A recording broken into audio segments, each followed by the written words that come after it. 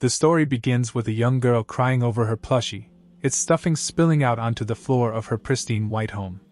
Her mother, unfazed, tells her they can simply buy another one. Instantly comforted, the girl tosses the damaged toy into the trash. Meanwhile, someone else is after that very trash. So desperate, he even infiltrates a garbage disposal facility. He's a trash raider, and to the guards who protect the city's cleanliness, trash raiders are dangerous criminals. Wearing a hood, the raider collects a variety of discarded items and skillfully evades the guards' gunfire. But he isn't invincible. One of the bullets grazes his arm. Even so, he manages to escape. By the next morning, the city is abuzz with talk about the incident. Two wealthy women blame the tribesfolk, those who live in the slums. The city is starkly divided. One half is rich, spotless, and beautiful, while the other is filthy, crumbling, and impoverished. The only thing separating the two sides is a small gate. Ruto, the boy responsible for the trash raid, is back in the slums, repairing the items he scavenged. His friend Chiwa scolds him for taking such risks, but Ruto doesn't care. He's angry that the rich discard perfectly usable items while people like him are forced to scrape by. Selling these finds is his only way to survive. A group of other kids approach and start harassing Ruto. They resent him because his father, a notorious murderer, ruined their efforts to improve the slum's image. They mock him, claiming he's bound to follow in his father's footsteps. Only Chiwa stands up for him. She believes Ruto is a good person. Embarrassed and blushing, Ruto tries to give her the plushie he repaired, but loses his nerve. Before he can gather the courage, Chiwa's mother calls her away. At home, Ruto is met by his adoptive father, Regto, who teases him by mimicking his attempt to give Chiwa the plushie. But his tone quickly turns serious when he notices Ruto's wound from the raid. He scolds the boy, cleans the injury, and tends to his damaged hands that were horrifically scarred by Ruto's real father. Blackened and red, they constantly ache and repel others. But Regto gave him a pair of old gloves that help numb the pain. Outside, a masked figure watches their home from the shadows. Later, Ruto walks through the city, plushie in hand, intent on giving it to Chiwa. On the way, he's drawn to the pit, a massive, seemingly bottomless chasm where trash and criminals alike are discarded. An execution is taking place in plain view. Chiwa joins him and expresses her disgust. Ruto shares Regto's warning about the pit, and Chiwa replies that it's obvious, because Regto loves him. When Ruto processes what she meant, he blushes and finally gives her the plushie. Though he can't say how he feels, he's overjoyed to have given her the gift. But that joy is short-lived. On his way home, Ruto brushes past the group of guards but doesn't think much of it, until he opens his door and sees a horrific scene. Regto is being stabbed by the masked figure. The attacker silently beats Ruto and escapes. Ruto rushes to Regto's side as his father tries to warn him to run, but it's already too late.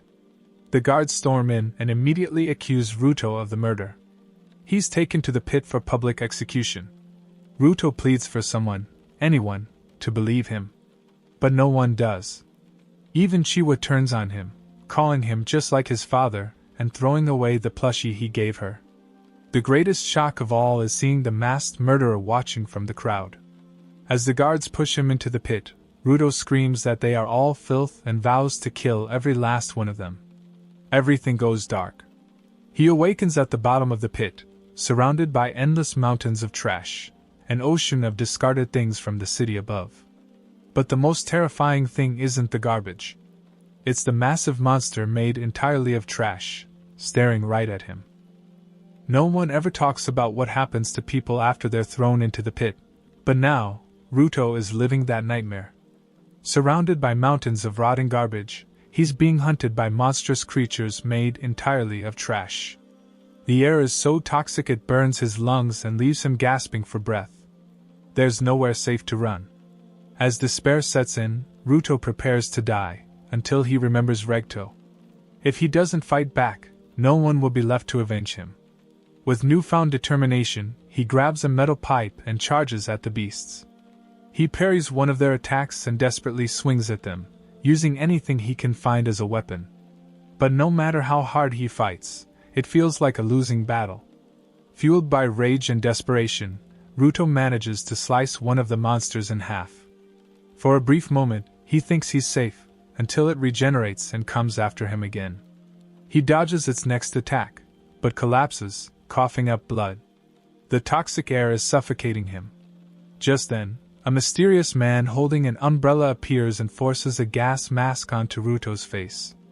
The boy tries to ask questions, but the man hushes him, warning that noise will attract the trash beasts. Ruto keeps talking, and before long, a whole horde of the monsters shows up. But the man is no ordinary person. His umbrella begins to glow and transform, becoming a powerful spinning weapon that effortlessly deflects attacks and shreds the beasts. Even when the largest monster spews a deadly acid at him, the man dodges and kills it within seconds. His name is Anjin, and he calls himself a cleaner. Before Ruto can ask anything more, he collapses from exhaustion.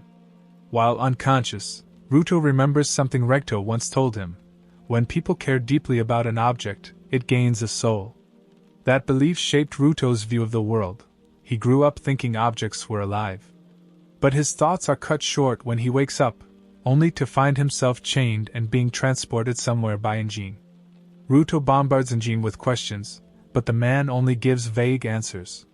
He says his home is a place called the Sphere, and Ruto can't return there.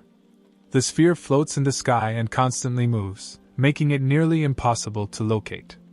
Annoyed by Ruto's persistence, Anjin eventually abandons him in the middle of a dump. Soon after, a group of masked people arrive. They ask if he's a spherite, and when Ruto says yes, they pretend to be friendly, only to restrain him again and lock him in the back of a truck. These people despise the sphere and its citizens, blaming them for dumping trash, spreading poison, and attracting the beasts. They treat Ruto as a villain by association. They plan to sell him off, but one of them decides to humiliate him first. He shoves rotten food into Ruto's mouth, mocking him as if he's never had to deal with filth before. But Ruto's had enough.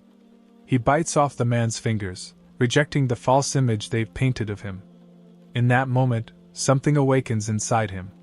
Remembering Recto's words, Ruto suddenly channels a red energy into his chains and breaks free. Anjin watches from afar and smiles. His instincts were right.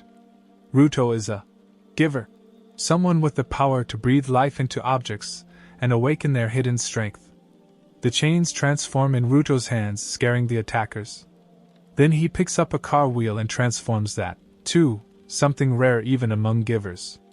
Just as he's about to strike down the last thug, Anjin stops him.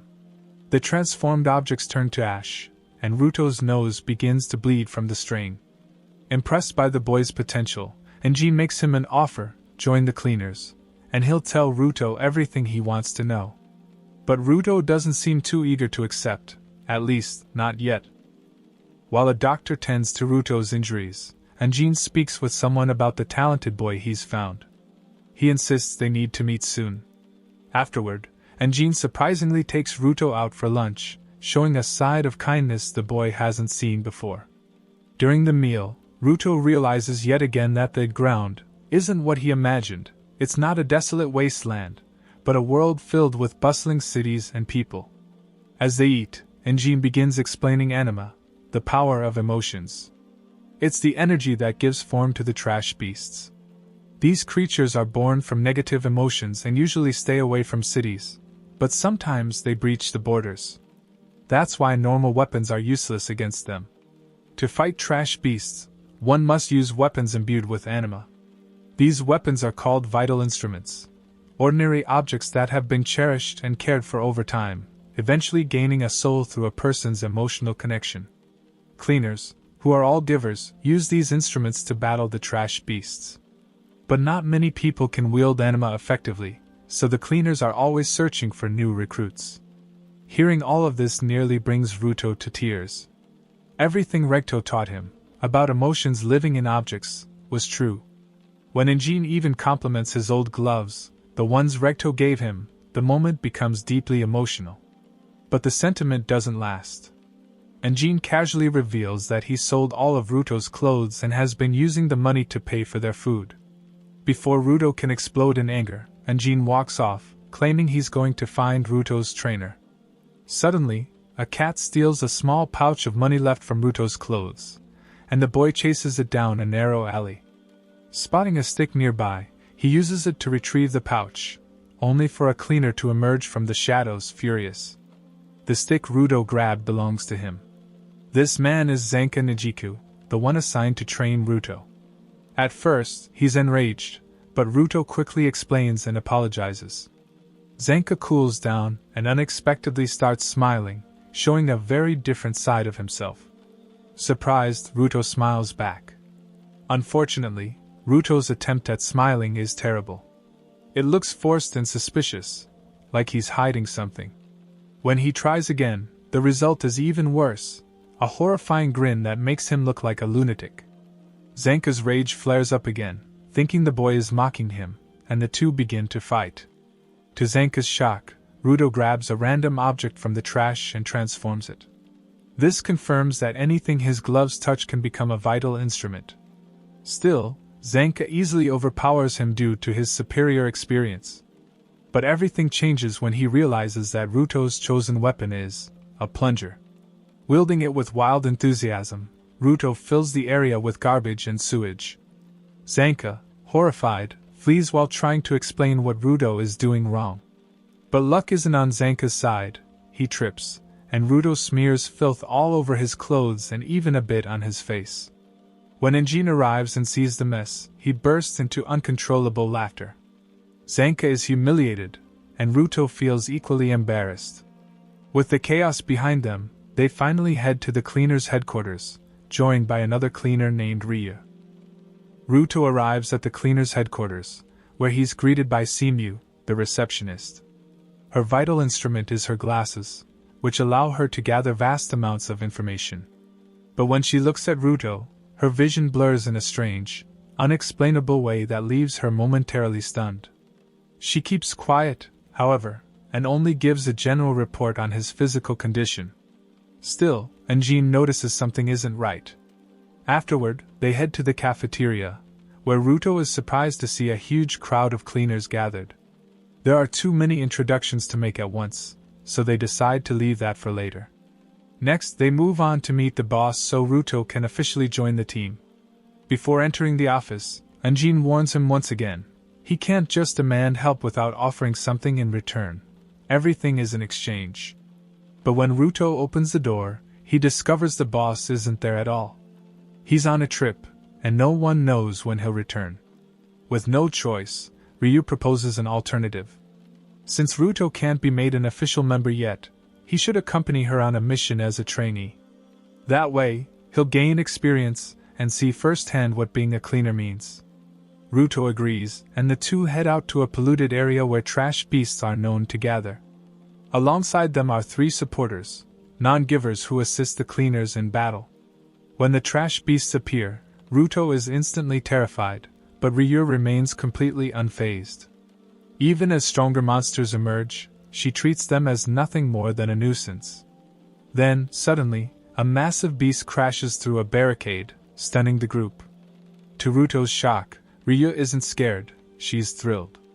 She tosses a pair of scissors into the air, and they expand into a massive weapon. Using her legs, she wields the scissors with deadly precision, leaping into the horde and cutting down dozens of beasts with ease. Still, there are plenty of monsters left, and everyone must stay on guard. Ruto, distracted by the chaos, nearly gets ambushed, but one of the supporters saves him in time. Watching how everyone works together, Ruto feels ashamed. He had only planned to help out until he could find a way back home, but seeing their teamwork makes him realize how selfish that was. When another supporter stumbles and falls, Ruto leaps in to protect him, brandishing a pipe. He doesn't know how to properly control his power yet, and the pipe warps into an odd, web-like shape. Just as the monster is about to crush him, Ryu swoops in and saves him. She praises Ruto for risking himself to protect someone else, then launches back into her battle with the giant beast. Their clash shakes the ground so violently that it begins to crumble, forcing a supporter to rescue Ruto once again. The man tells him that if he wants to grow stronger, he needs to focus on his goal and charge toward it without hesitation. Meanwhile, Ryu targets the beast's long, tangled hair and slices it off. Hidden inside its head, she spots a strange light. Without hesitation, she blasts through and finally destroys the monster. But what she discovers shocks everyone. The light wasn't just energy. It was a vital instrument powering the creature from within. This was something no one thought possible. Elsewhere, one of the thugs who had kidnapped Ruto wakes up alone. When he mutters about a spherite, a hooded figure lurking nearby takes a keen interest. Late at night, Zanka wakes up to discover a party happening in the canteen. Ryu explains it's a welcome party for Ruto, but the boy isn't in the mood to celebrate. Ever since his powers failed during the mission, he's been weighed down with guilt and sadness. That's when Gree, the supporter who had protected him, steps in to cheer him up. But Ruto insists he didn't contribute anything during the mission. Even when he tried to help Follow, the other supporter, he failed at the most important moment. Back home, it was the same. Regto always had to save him. No matter where he is, Ruto feels he never meets anyone's expectations. Gree responds by telling him more about Follow. Follow dreams of eradicating trash beasts but can't do so as a supporter. He hopes that one day, after years of caring for an object, he can awaken it into a vital instrument as a giver. Still, even if he succeeds, he plans to remain a supporter to prove their role is just as important as a giver's. Gree urges Ruto to take the same approach, stop worrying about what others want from him and focus on his own goals. Then he gently pats Ruto on the head, an act of kindness that nearly makes the boy cry. Before he can, Anjin barges in and teases him. Soon after, Zanka and Ryu join, and the group sits down to eat together. Meanwhile, the shadowy figure from earlier continues torturing the mercenary who once kidnapped Ruto. When the man begs for mercy, the figure finally kills him, having already learned everything he needed about Ruto. Now, he declares he wants the boy as a souvenir. The next day, Simu assigns a new mission. Zanka and several supporters are called in, and Ruto too, since it directly involves him.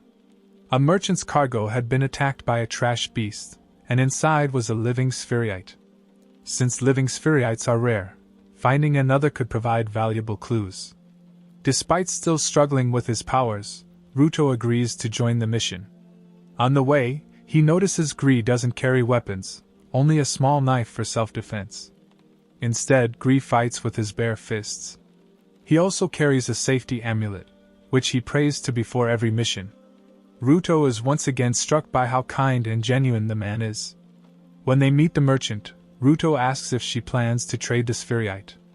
She denies it, but both he and Zanka are suspicious.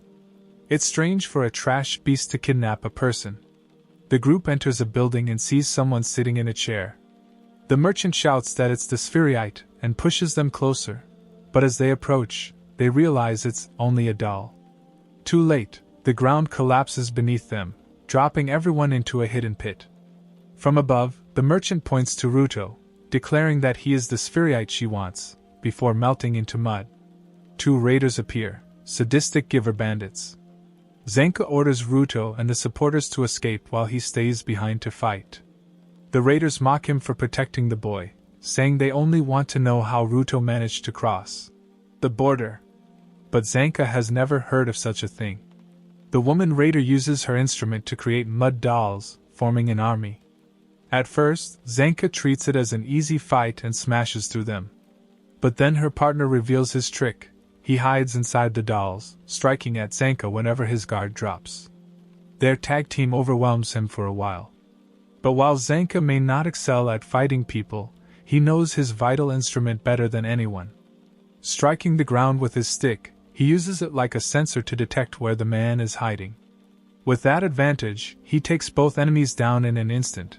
2 strikes, nothing more. Just as he finally relaxes, thinking the battle is over, another figure appears behind him. It's the mysterious raider, the same one who first took an interest in Ruto. The cleaners begin searching for a way out of the collapsing building. Some supporters split off to get help, but Ruto, Follow, and Gree remain behind to find Zanka. When footsteps approach, they assume it's their comrade, only to discover grim news instead. It's Jabber, the raider who had suddenly appeared behind Zanka. He didn't kill the cleaner, but poisoned him with the venom in his claws and left him incapacitated. Now Jabber has come for Ruto, intent on taking him to someone. As he advances, Follow and Gree attack, but Jabber dodges with ease. Determined, Gree stands in front of Ruto, declaring he'll protect him no matter what. But Ruto shouts for him to stop. He insists he can protect himself. Unfortunately, the warning comes too late. In a flash, Jabber pierces Gree with his claws, leaving a gaping wound in his chest. Gree collapses to the floor, bleeding heavily. The sight sends Ruto spiraling. His mind flashes back to Recto's death, and even further, to when he was a fragile child. One memory resurfaces, Recto opening the door to find young Ruto bashing his head against the wall, bloodied and bruised. Panicked, Recto stops him and asks why, but the boy has no answer, only a vague anger he can't explain. Recto realizes the boy must feel worthless and hollow after being abandoned by his parents. Wanting to help, he takes Ruto through the slums, searching for something to bring him joy. They try everything, soccer, cooking, little adventures, but nothing works. Just as they're about to give up, Ruto notices someone from the rich side tossing out their trash. Rushing forward, he pulls a damaged doll's head from the bag. The boy bursts into tears, crying that it's wrong to throw something away just because it's slightly broken. Through his tears, he shouts that he wants to fix it. Recto suddenly understands. Ruto isn't just empathizing because he, too, was abandoned. He has the unique ability to see worth in things others consider worthless. Back in the present, that power awakens once again. Ruto grips Gree's amulet and transforms it into a massive, protective entity. Gree realizes the truth about Ruto's gift. It's not that he can turn anything into a vital instrument. It's that he can draw out the maximum worth of whatever he touches. While Follow tries desperately to stop Gree's bleeding, Ruto faces Jabber. No matter how viciously the raider attacks, he can't land a blow. Ruto explains why Gree had prayed to the amulet for a safe return, which means it grants no injuries. As long as Ruto wields it, it gives him the ultimate defense. Jabber sees the potential of the power, but dismisses it, claiming it can't defeat him if it only allows Ruto to dodge. But Ruto corrects him. He hasn't moved once. The only one moving is Jabber. Confused, the raider lashes out again. And then he feels it, the cruel truth. The amulet itself perceives ill intent and reacts instantly, keeping Ruto untouched. Jabber finds himself thrown around, pummeled, and cornered. Ruto even manages to land a devastating punch straight to his face. No matter what he tries, even smokescreens or feints, the amulet always detects his hostile intent. But then Jabber notices something. When debris and loose rocks fly at Ruto, the boy has to dodge them himself. The amulet doesn't react, because the attacks carry no malice. Seizing on this weakness, Jabber coats his claws with venom and plans his counterattack. If he can drive himself into a berserk, instinct-driven state, his strikes will no longer carry intent. And if the amulet can't perceive intent, it can't protect Ruto. The battle resets. Round 2 begins. Jabber proves his theory right. After stabbing himself with his own venom, his attacks lose all hostility, making the amulet useless. Ruto desperately tries to defend, but the talisman doesn't respond. Now completely berserk, Jabber's strikes grow faster and more vicious. Ruto struggles to keep up and seems only seconds away from being torn apart. Then, Zanka's stick slams into Jabber's neck, pinning him to the ground. The cleaner isn't fully healed, but he can move again. Having witnessed part of the fight, he's grasped how the amulet works, and comes up with a plan. Since Ruto can't defend himself and Zanka can't fight properly, they'll have to combine their strengths. Zanka orders Ruto to make him angry so his strikes will count as hostile intent. Then, Ruto must redirect those blows toward Jabber. It's risky. Zanka is genuinely trying to hit Ruto, but it works. Each time he swings, Ruto shifts his movements just enough to guide his attacks into jabber. Blow by blow, the cleaner's strikes land until the raider is overwhelmed. Finally, Zanka smashes him in the head with a devastating hit, sending him crashing to the floor. But the victory comes at a price. Zanka collapses from exhaustion, and Gree's amulet turns to ash in Ruto's hands. Shocked, the boy panics, thinking he's destroyed something precious. Worse, the poison jabber inflicted on him earlier begins spreading, and he collapses too.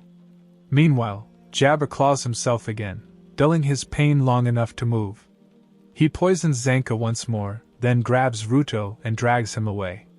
When he reaches the surface, something feels off, but it's already too late. Engine smashes him with his umbrella, launching him into a wall. Ryu and 2 other cleaners stand beside him, reinforcements called in by the supporters who escaped earlier. Ready for another fight, Jabber prepares to strike back, until a blue-haired girl seizes him by the arm. She's Chthoni, another raider. Though he protests, she forces him to retreat, saying their boss was smiling. With that, she opens a portal shaped like a manhole and prepares to leave. Before stepping through, Jabber hears Ruto weakly swearing revenge. The raider smirks, impressed, and then notices the boy's gloves. Hinting at a mystery Ruto doesn't understand. Promising he'll be ready next time, Jabber vanishes into the portal with Chthoni. Later, the cleaners regroup on the surface. Zanka is worn out, Gree heavily injured, but both alive. Resting on the ground, Gree listens as Ruto apologizes for breaking his talisman. Instead of scolding him, Gree smiles faintly. He's grateful the amulet helped save them and reassures Ruto that he did well. Ruto sinks into depression, furious at himself. Once again, someone got hurt protecting him, first Regto, now Gree. No matter what he does, people suffer because of him. He thought he had changed, but nothing feels different. Engine tells him he should pay his respects to Gree. To Ruto's shock, Gree is alive and cheerful, smiling from his bed. Aishia, a cleaner with healing powers, managed to save him even in his critical state. Relieved and embarrassed, Ruto listens as Gree praises him, Follow, and Aishia for their efforts. Gree also says he's happy his amulet could help and tells Ruto not to be sad about it crumbling away. That's when the cleaner's boss finally arrives. His name is Arka, and after hearing about Ruto's determination and seeing his potential, he officially welcomes him as a cleaner. But before anything else, Arka calls him aside for a private talk. Arka explains the border Jabber mentioned. The raiders are clearly interested in it, and according to an old story, a traveler once saw a strange woman living near the no-man's land close to it.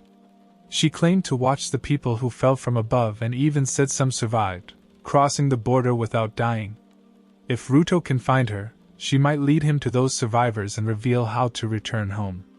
Fired up, Ruto declares he'll go no matter the danger, but Follow and Engine stop him, reminding him that he doesn't even understand his powers yet. They also discuss the raiders. Ruto struggles to accept that villains like them are givers, since he always believed bad people couldn't care for objects. Later, Ryu drags Ruto out of his gloomy room to show him around HQ. The real highlight, though, is sweets. In this sphere, only the rich could afford them, so Ruto has never tasted any. When Engine shows off his stash, Ruto goes wild, devouring everything without a thought. He eats so much he actually gets fat and has to be put on a diet. Soon after, his training begins. Zanka hands him a knife, but Ruto fails to transform it. Then, Zanka has another idea. He dumps a pile of garbage in front of him, and tells him to find something that sparks his interest. Ruto transforms 3 different objects, but his nose starts bleeding, the limit of his power.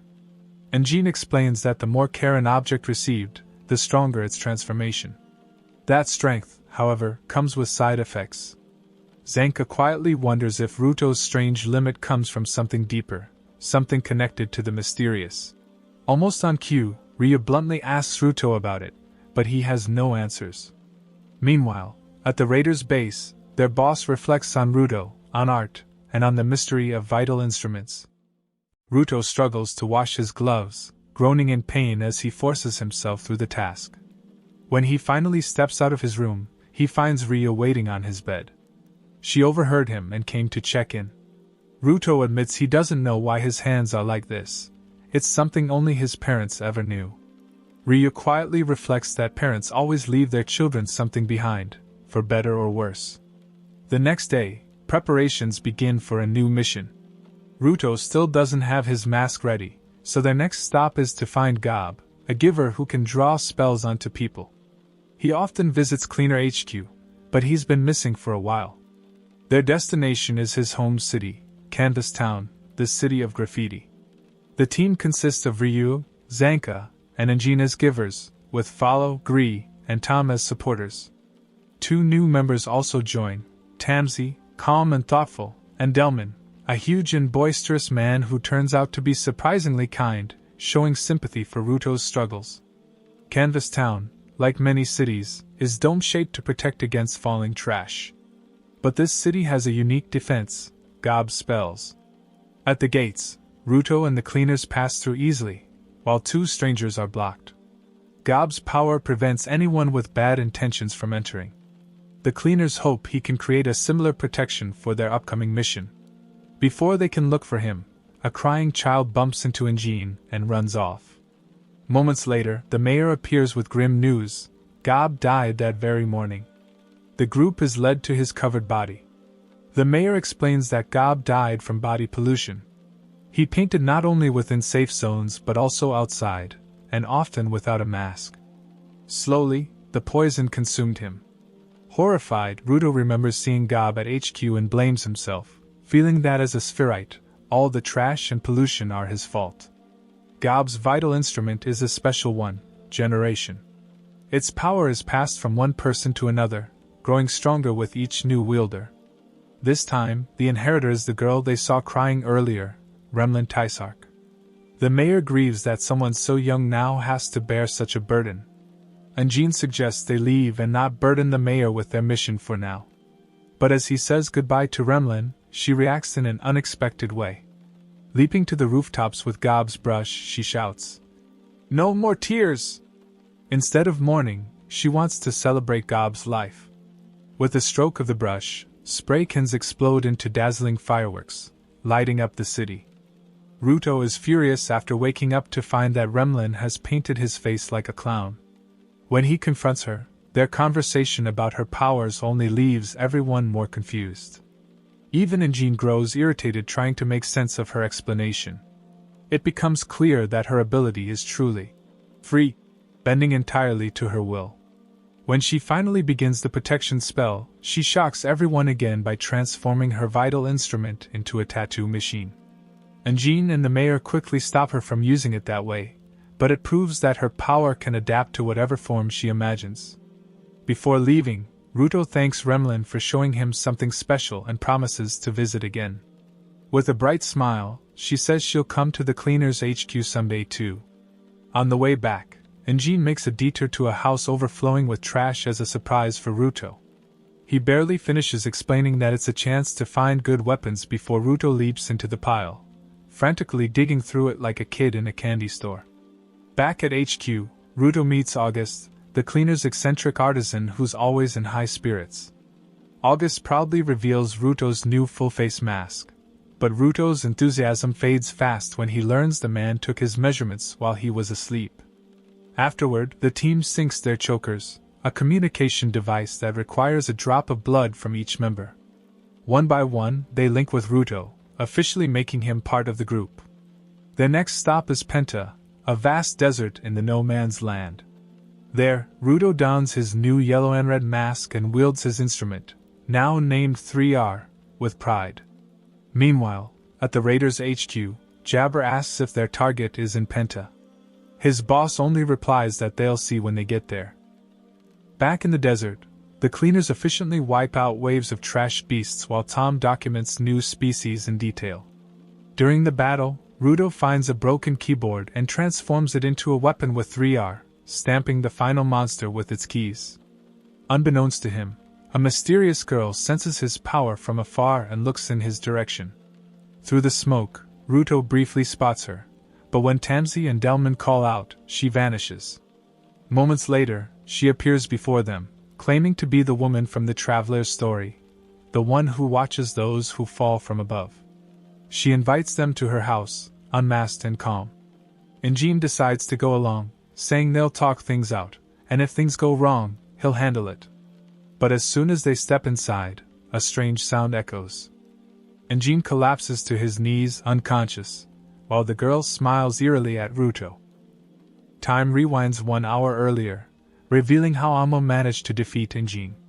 The cheerful girl leads the cleaners to her home, a massive, spiraling tower standing alone in the middle of the desert. As they climb to her room, Amo insists they remove their masks. Reluctantly, they comply, and she beams with delight, admiring their faces one by one. Injin gives Ruto a subtle signal to begin the negotiation.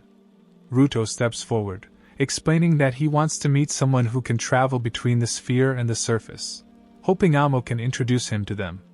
But before he can even finish, Amo abruptly cuts him off and asks a strange question. "Who's your crush?" Everyone freezes. Injin assumes this must be the price for her information, but as he tries to play along, Amo only grows more and more agitated. She yells that she thought they finally wanted to talk to her, not use her like everyone else. Injin lies, saying he likes her, hoping to calm her down. Instead, it enrages her further. Amo snaps her fingers and commands, "Big man, deal with him!" In an instant, Delman turns on Injin, spraying him with water from his hose. Injin collapses to his knees. No one understands what's happening, but Ruto notices something odd. The branding on Amo's boots matches the mark on his gloves. Before he can process it, Amo giggles and asks again, "So? Who's your crush?" Zanka steps forward, trying to intimidate her, but his harsh words make her cry. Furious, Delman nearly crushes him in retaliation. Tamsi quickly realizes something is wrong. Delman isn't being mind-controlled, but rather, he truly believes he's protecting Amo. His vital instrument, the hose, can make anything it soaks grow rapidly, even a person, until they pop like a balloon. And that's exactly why he never used it on a friend. But now, he's ready to. Then Amo smiles and says someone else in the group is also in love. Suddenly, Ruto's mind is flooded with memories, visions of the guards from the sphere mocking and humiliating him. The illusions overwhelm him so much that he can barely dodge Delman's attacks, only surviving thanks to Tamsi's quick reflexes. Ryu tries to approach Amo directly, but Zanka warns her to stop. She doesn't listen, convinced they can't trust anyone until they find out who Amo's fan really is. But that hesitation nearly costs her. Delman's next attack blasts a hole through the wall, almost hitting her. Amo laughs, delighted by their chaos. Meanwhile, Ruto's hallucinations worsen. Amo's scent fills the air, and as she says that, her body morphs into the girl Ruto once liked back in the sphere. Ruto screams at the illusion, losing control, and the others realize she's taken over his mind too. Amo then explains her ability with a blissful smile. She emits a fragrance that makes people see the one they love most. Tamsi and Zanka quickly put their masks back on, thinking that will block her power. But it's too late. Ruto turns on them, shouting that he has the power to protect people now. And to make things worse, Follow and Ryu appear, both under Amo's control. Seeing no other choice, Tamsi prepares to unleash his vital instrument, even if it means fighting his own allies. Delman tends to a small garden for his wife. She's never seen real flowers on the ground, so even one bloom is enough to make her happy. But the peaceful image fades, his wife's face turns into Amo's. Now, Amo has Delman, Follow, Ruto, and Ryu under her control. Before they can attack, Tamsi activates his vital instrument. His distaff releases ropes that twist into a nest, trapping all of Amo's followers. The more they struggle, the tighter the ropes squeeze. But Amo doesn't care. She says they'll obey her even in pain. Tamsi tightens the ropes again, rolling the 4 cleaners into a giant cocoon and snaring Amo herself in what remains. He and Zanka think they've won, but when Amo screams for help, Ruto and the others thrash violently, tearing at the ropes until their blood spills. With no other choice, Tamsi slams his staff into the ground. The ropes spin wildly, drilling through the tower floor and sending everyone crashing down. Even Zanka is shocked, believing Tamsi just killed their friends. But Tamsi reminds him of Remlin's spell. It protects them, even from fatal wounds. Moments later, the others rise from the rubble. Ruto's stomach heals instantly, and to Amo's shock, Anjin stands too. He pulls off one of her boots, shutting down her power. He had been conscious the whole time, waiting for the right moment to strike. As the others recover, Tamsi explains that Delman was hallucinating. He thought the woman he loved had come back. Zanka realizes how cruel Amo's ability is, especially for those who've lost someone dear. Elsewhere, the cleaner's boss asks Semi what she sees in Ruto. She says there's something inside him unlike anything she's ever known, not his power, but something darker. Back at the ruins, Ruto walks toward Amo and punches her square in the face. Consumed by rage, he pins her down and beats her mercilessly. Inside Ruto was a red egg-like shape pulsing like a curse waiting to hatch.